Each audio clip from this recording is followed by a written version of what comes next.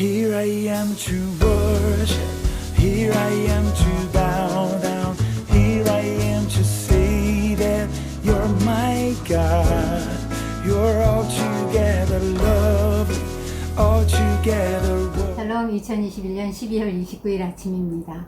오늘도 말씀과 동행하며 거룩한 리듬으로 살아가는 푸른나무교회 성도님들이 되시기를 바랍니다.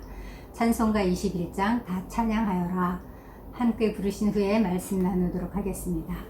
다 찬양하여라 전능한 창조의 주께 내 혼아 주 찬양 평강과 구원의 주님 성도들아 주 앞에 이제 나와 즐겁게 찬양하여라. 아멘. 오늘 함께 나눌 말씀은 욥기 41장 1절로 34절 말씀입니다. 긴 본문입니다. 그러나 우리가 이 시간에 한번 소리내어 읽지 않으면 어쩌면 평생 한 번도 읽지 못할 본문이기도 합니다. 다 함께 소리내서 함께 읽어보시겠습니다.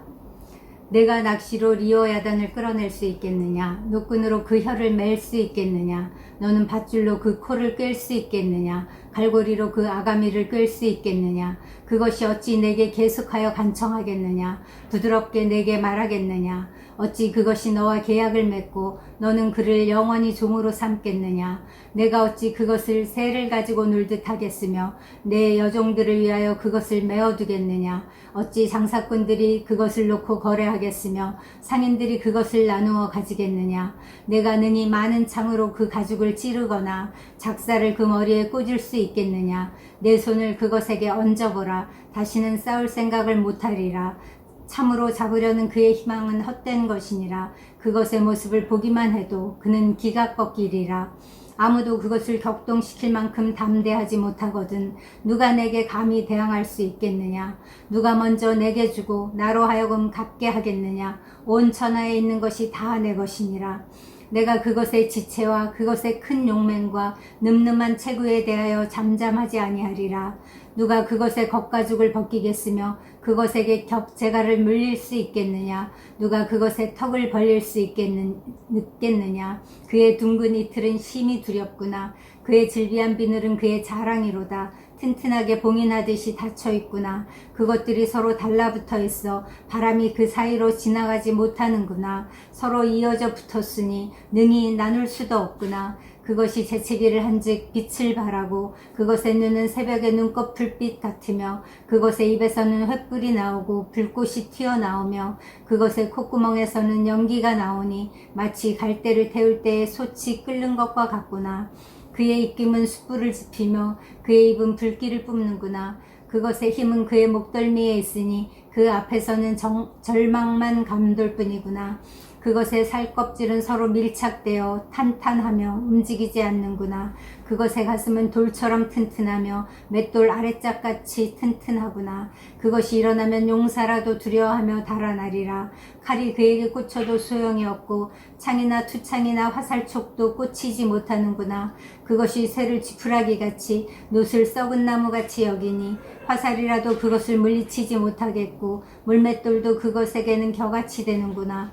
그것은 몽둥이도 지푸라기같이 여기고 창이 날아오는 소리를 우습게 여기며 그것의 아래쪽에는 날카로운 토기조각 같은 것이 달려있고 그것이 지나갈 때는 진흙바닥에 도리깨로 친 자국을 남기는구나.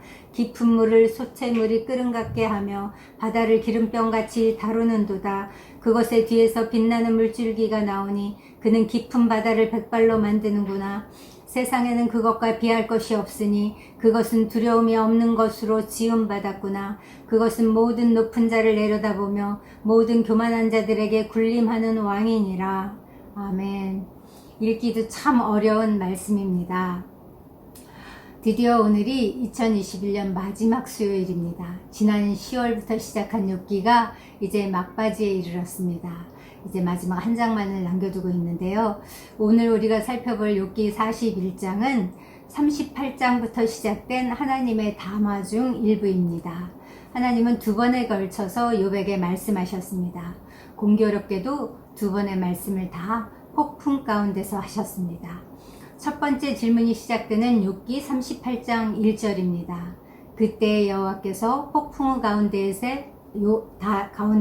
욥에게 말씀하여 이르시되, 또 두 번째 질문이 시작되는 욥기 40장 6절입니다.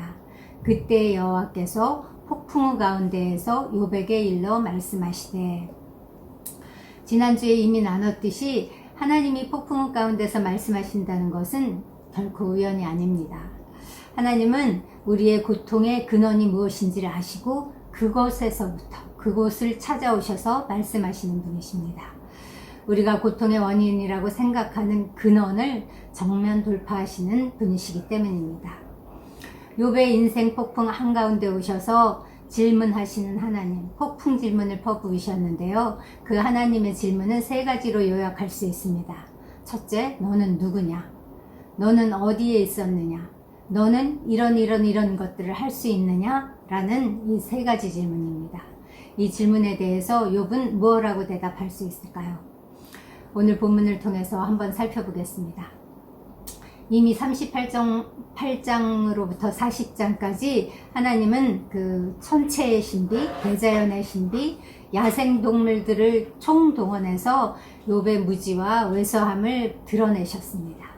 그리고 지금 오늘 본문인 41장에서는 리워 야단이라는 우리가 잘 듣지도 못해본 아주 생소한 동물을 등장시켜서 질문하십니다. 그것의 모습과 행동을 묘사한 본문을 보면 그 리워 야단이 악어에 가깝다고 말합니다. 아마도 악어가 욥기가 살았던 그 당시의 배경에서는 가장 무시무시한 그런 동물이었던 것 같습니다. 방금 우리가 읽었던 바와 같이 이 리워 야단에 대한 묘사는 매우 자세하고 극적입니다. 물에서 살기 때문에 사람들이 그것을 낚시로 낚으려고 해보지만 어림도 없습니다. 또 리워 야단의 코를 밧줄로 깨고 그 아가미를 갈고리로 깨려고 하지만 그런 일을 할 수 있는 사람은 아무도 없다라고 말합니다. 그것을 잡아서 사람 말을 듣게 길들이고 또 그것과 계약을 해서 종으로 부리고 또 새를 가지고 놀듯이 가지고 놀고 혹은 상인들이 그것을 이리저리 판매하고 거래하고 이런 일은 아예 불가능한 일이라고 말합니다. 그를 잡으려는 희망 자체가 헛되고 그것의 모습을 보기만 해도 사람들의 기가 꺾인다고 말합니다. 계속해서 본문은 이 동물의 위용을 거의 신격화에 가까울 때 정도로 그런 정도로 묘사하고 있습니다. 그 입에서는 불이 나오고 몸은 튼튼해서 창도 칼도 화살도 아무 소용이 없습니다. 34절은 그 리워 야단이 모든 높은 자를 내려다보며 모든 교만한 자들에게 군림하는 왕이라고 묘사합니다. 그러나 여기서 중요한 것은 그가 그런 대단한 위엄을 지녔다, 어마무시한 힘을 가졌다 이런 것이 아닙니다. 세상에 비할 바 없는 그런 대단하고 두려운 존재라 할지라도 그 역시 리워 야단 역시 다른 동물들과 마찬가지로 하나님의 돌봄의 대상일 뿐이라는 사실이 중요합니다. 하나님이 이렇게 38장부터 당신이 창조하신 온 우주와 자연과 동물의 세계를 다 총동원시키시면서 질문하시는 까닭이 있습니다. 욥이 지금까지 자기의 결백을 주장하면서 친구들과 논쟁할 때 하나님을 비난하고 하나님께 대항했기 때문입니다. 욥이 끊임없이 제기했던 질문 중에 하나가 하나님이 자기같이 선한 사람은 고통을 받게 하고 거꾸로 악인은 번성하게 그냥 내버려 두시기 때문에 세상이 흑암과 혼돈과 공허로 가득 차 있다는 탄식이었습니다.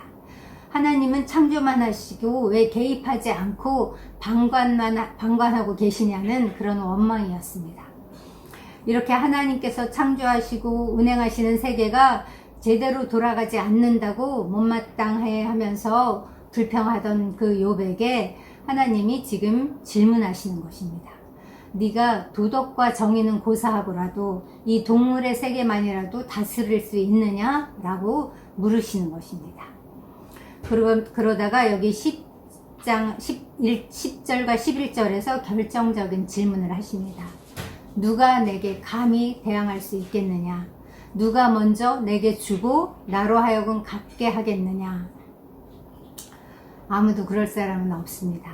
하나님은 만물의 근원이시며 창조주이시기 때문에 만물이 주에게서 나오고 주로 말미암고 주에게로 돌아간다고 로마서는 기록하고 있습니다. 모든 것들이 하나님으로부터 비롯되었기 때문에 어떠한 경우에도 하나님께 신세를 끼칠, 하나님께 먼저 드려서 갚게 할 그런 피조물은 없습니다. 따라서 하나님이 우리에게 하셔야만 하는 일은 아무것도 없습니다.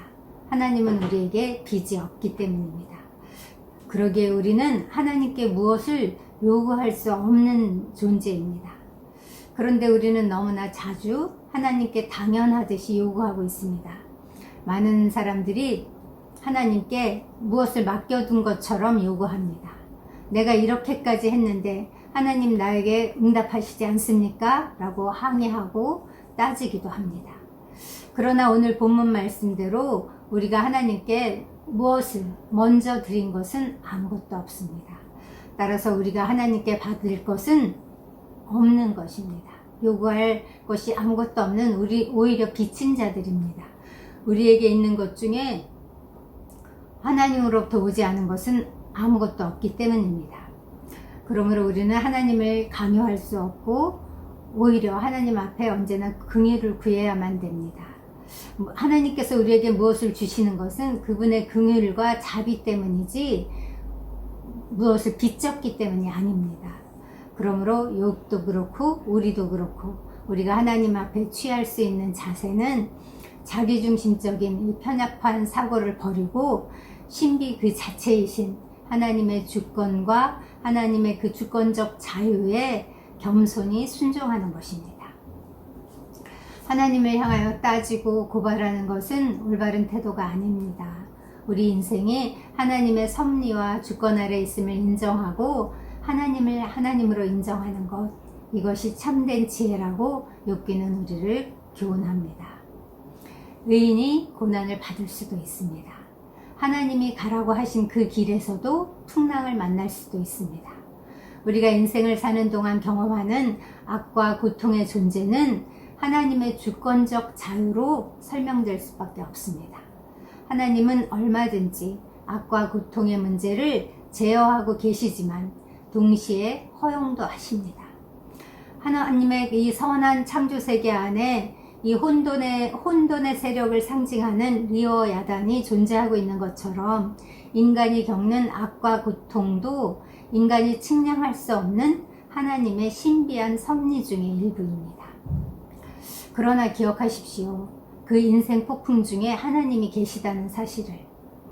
욥기의 주인공은 하나님이십니다. 하나님께서 모든 상황을 통치하시고 다스리시고 컨트롤하십니다. 회복은 오직 여호와께로 말미암습니다. 하나님은 인간의 한계에도 불구하고 끝까지 우리를 포기하지 않으시고 이 무질서 가운데 있는 우리의 인생을 새롭게 재창조하십니다. 이것을 아는 것이 지혜이고 하나님의 주권을 인정하는 것이 경외입니다. 그렇게 인생 폭풍 한가운데서 하나님의 음성을 듣게 될 때 우리는 하나님이 누구신지, 우리 자신이 누구인지, 공동체가 무엇인지를 알게 됩니다. 진정으로 하나님을 알게 될 때 우리는 비로소 내가 어떤 존재인지를 알게 되는 것입니다. 너는 누구냐? 너는 어디에 있었느냐? 너는 할 수 있느냐? 라는 하나님의 질문에 이제 우리가 대답할 차례입니다. 하나님, 저는 아무것도 아닙니다. 하나님이 천지 만물을 창조하실 때 저는 그곳에 존재하지도 않았습니다. 천지 만물의 그 창조에 대해, 창조 목적에 대해 저는 아무것도 아는 것이 없는 전적으로 무지한 피조물에 불과합니다. 우주와 모든 생물들의 탄생과 죽음, 보존과 운영에 대해 저는 할 수 있는 게 아무것도 없는 전적으로 무능한 존재입니다. 이렇게 아무것도 아닌 전적으로 무지하고 무능한 자를 사랑해 주셔서 감사합니다. 오늘도 이 하나님의 사랑에 기대어 살아가는 저와 푸른나무 교회 공동체가 되기를 소원합니다. 기도하겠습니다. 하나님 아버지 감사합니다. 주님 빛도 지으시고 어둠도 지으셨다고 하셨습니다. 광대한 우주를 지으시고 보이지 않는 세계도 하나님이 주장하시고 통치하십니다. 하나님께 속한 이 신비, 하나님의 이 모든 섭리에 대해서 주님 우리 마음이 열려있게 하시옵소서. 나 중심적으로 바라보고 주님 나 중심적으로 하나님께 요구하는 것이 아니라 주님 하나님 중심으로 바라볼 수 있도록 우리의 영적 눈이 열리게 도와주시옵소서. 하나님이 이 많은 질문을 우리에게 하실 때에 주님 우리가 대답할 것은 아무것도 없습니다. 주님 하나님께 먼저 드려 주님 갚을 수 있는 자가 아무도 없습니다. 그런데 그런 사람인 것처럼 살았습니다. 하나님 이 시간 우리를 욥기를 통해 일깨워 주셔서 감사합니다. 하나님 지금도 혹시 내 앞에 닥친 고난 때문에 욥처럼 이 고통이 언제까지입니까? 왜 해결해 주지 않고 하나님은 방관하십니까? 세상이 왜 온통 불의로 가득 차게 내버려 두십니까? 라고 항의하고 있다면 주님 욥기를 통해 주님 하나님의 주권과 섭리를 인정하는 자리로 돌아오게 하시옵소서. 또 혹은 아직도 내가 성경 공부를 하고 금식 기도를 하고 구제를 하고 무슨 선행을 해서 그 대가로 하나님께 무엇을 받으려고 하는 마음이 있다면 주님 그것도 아닌 것을 주님 이 시간 우리가 새롭게 깨달아 알게 하시옵소서. 주님 자기중심적인 관점에서 인과응보적인 사고에서 돌이켜서 주님 전적인 하나님의 주권을 인정하며 그 섭리에 순복하는 저희가 되게 도와주시옵소서. 주님 욥기를 통해 우리에게 이것을 가르치시고 교훈해 주셔서 감사합니다. 주님 인생이 다 이해할 수 없고 주님 알 수 없는 그 하나님의 영역이 있음을 인정하고 우리의 한계를 또 인정하고 받아들이는 저희가 되도록 인도하시고 축복하여 주시옵소서. 오늘도 그 일을 행하시고 내년에도 그 일을 행하실 주께 감사드리며 예수님의 이름으로 기도합니다. 아멘. 이제 지체들을 생각하며 기도하겠습니다. 정말 어려운 문제입니다. 이 우리가 경험하는 악과 고통의 문제를 우리가 전적인 하나님의 주권으로 받아들이기가 참 쉽진 않지만 우리가 이 어려운 욥기 묵상을 마치면서 그거 하나 배우고 마쳤으면 좋겠습니다. 하나님의 주권을 전적으로 인정하고 내 관점이 아닌 하나님 중심의 관점으로 내게 닥친 인생을 바라보고 해석할 수 있도록 그 영적 눈이 열려지게 기도해 주시고 그 다음에 우리가 경험하고 있는 아픔들, 병, 그 다음에 재정의 문제, 관계의 문제 그것들을 하나님의 관점으로 바라보고 그것이 해결되도록 바르게 간구하는 저희가 되도록 그런 성숙한 그 한 해를 마무리하고 또 더욱 성숙한 2022년을 맞이할 수 있게 해달라고 기도하겠습니다.